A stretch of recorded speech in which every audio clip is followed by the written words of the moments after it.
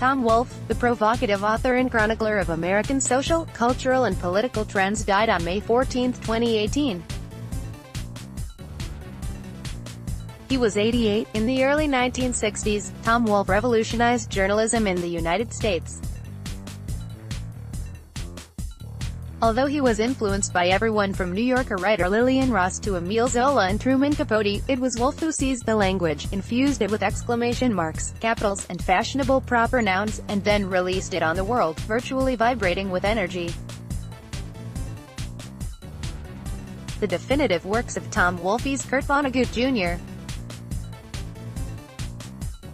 When he was reviewing Wolfe's first collection, The Candy-Colored Tangerine Flake Streamlined Baby, "This is an excellent book by a genius who will do anything to get attention." Tom Wolfe's next book, The Electric Kool-Aid Acid Test, about the drug-addled antics of Ken Kesey and his band of merry pranksters, was even more successful.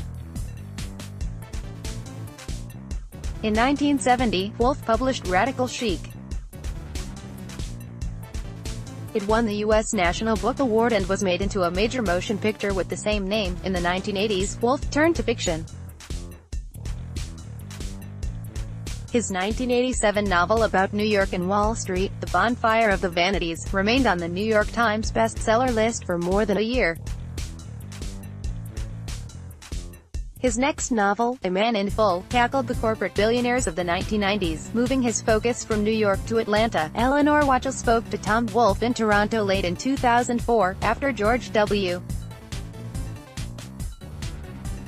Bush had been elected for a second term and Wolfe had just published his novel I Am Charlotte Simmons. In it, he takes on American college life, the fraternities, the jocks, the intellectuals, in a brew of sex and status. It, too, made it to the bestseller list.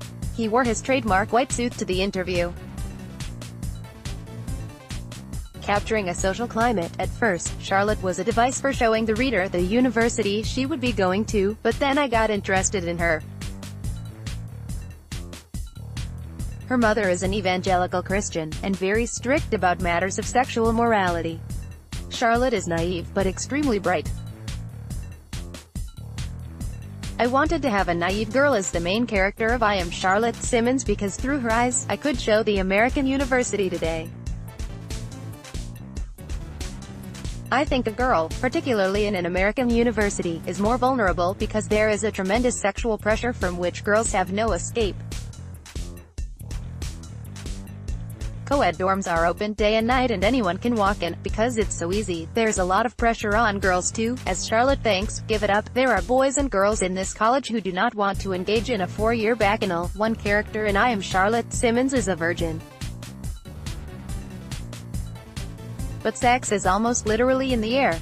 It's gotten to the point that girls often feel obliged to give it up on the first date. Things become a little backward. Impressions and the impressionable. I think status is the subject of life. Charlotte doesn't even realize it, but stardom is what she's after, being known as the girlfriend of someone who is exceeding cool. It's my grand theory that we all are engrossed in status, but there are two kinds. One is status climbing, Charlotte's type, where you want to rise from whatever position you're in. The other is maintaining your status. I, for example, am very clothes conscious. I love to wear my white suits. Wearing clothes that are more expensive and formal than what most people are wearing, for better or for worse, sets you apart. I went to a lot of fraternity parties where boys put a great premium on a sloppy look, whereas the girls would come in a black dress because they already realized the game of life. They are miles ahead of boys in terms of realizing the social facts of life, like clothing fashion. There are also intellectual fashions where people adopt certain attitudes just to be in style. It's to maintain the status that they have. Everyone wants at least a shred of approval on first meetings. Writing with authority. There was a lot of talk in the 2004 U.S. election about the religious right as if religious people with ideas of morality were a fringe group. They weren't on the right, they were just religious. I grew up among these people. Everyone went to a religious edifice on the weekend with real faith in God, or else they pretended. I never made a declaration of atheism, I just started going to church less and less. The breakdown of religion among educated people today is going to lead to a desperate situation. For millennia, religion has been the glue that has held people together. Without that, a society is in really bad shape. I wrote an essay called The Me Decade and the Third Great Awakening about the new religions that started in the United States during the 60s. I always assumed that by now, somebody would have done a real takeout on these new religions, but nobody has. Tom Wolfe's comments have been edited and condensed.